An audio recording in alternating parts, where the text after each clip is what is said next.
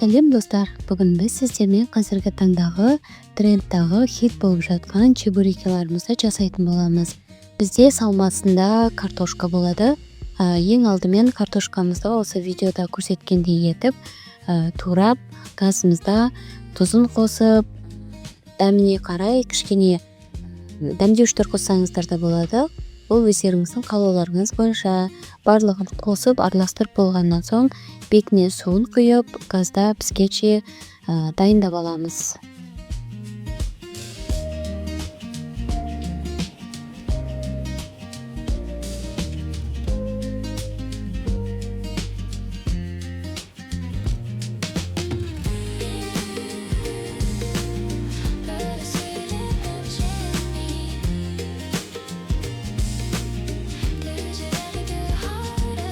Енді ары қарай біз ұнымызды және де қайнап тұрған суымызға тұзымызды қосып, қазір қамырымызды илеп алатын боламыз.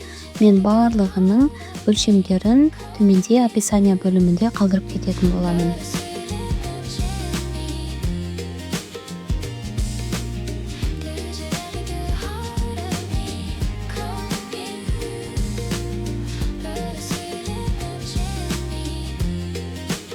Және де үстінен 3 немесе 2 ас қасық сұйық майымызды қосатын боламыз. Негізінде 2 ас қасық қоссаңыздар да болады. Егерде қамырларыңыз эластичный болсын дейтін болсаңыздар, 3 қасықта қоссаңыздар болады. Ең алдымен қолдарыңыз күйіп қалмас үшін бірінші қасықпен араластырып, содан соң суығаннан соң қолдарыңызбен қамырларыңызды илеп, осындай эластичный, әдемі болып шығатын қамырларыңызды жасап аласыздар.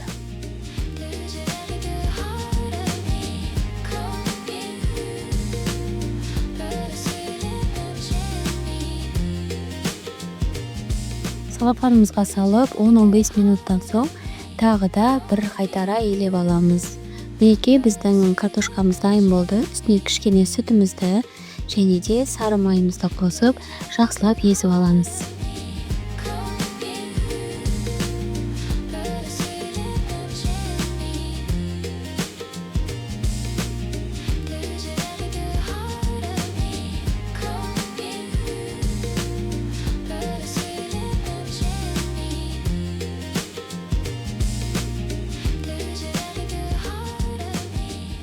Бізде салмамыз ыстық болғандықтан кішкене біздің қазір қамырымызды жайып, рекке келтіріп алғанға дейін суытуға қойып қоямыз.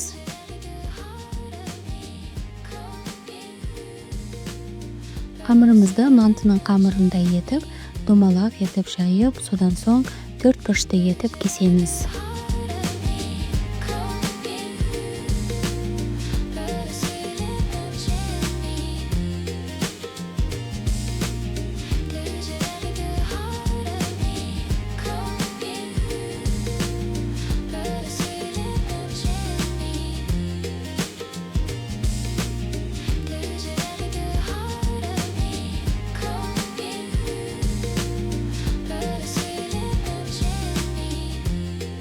Мінекей қыздар, осындай жұқалықта болуы керек. Қатты қалың емес және де қатты жұқа емес етіп, дәл мантының қамыры сияқты етіп жайып аласыздар. Содан соң осындай етіп 4 бұрышты қылып турап, ортасына салмамызды, яғни картошкамыздың барлығын салып, видеода көрсеткендей етіп 4 бұрышты әдемі конвертик қылып біз қазір түйіп аламыз.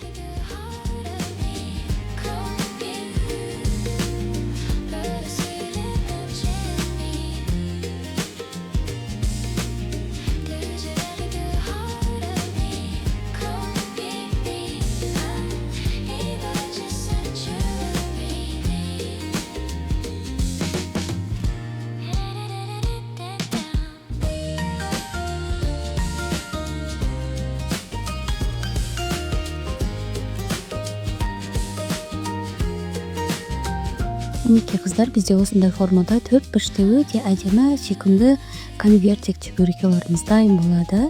Қазір барлығын осылай видеода көрсеткендей етіп барлығын жасап шығасыздар.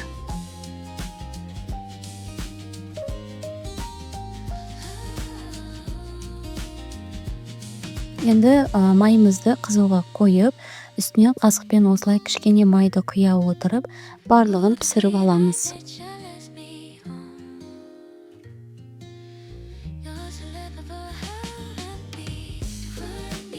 Мінекей қыздар, қараңыздар, өте керемет, дәмді және де ең бастысы ұсынған кезде өте әдемі көрінетін біздің чебурекаларымыздың барлығы дайын болды.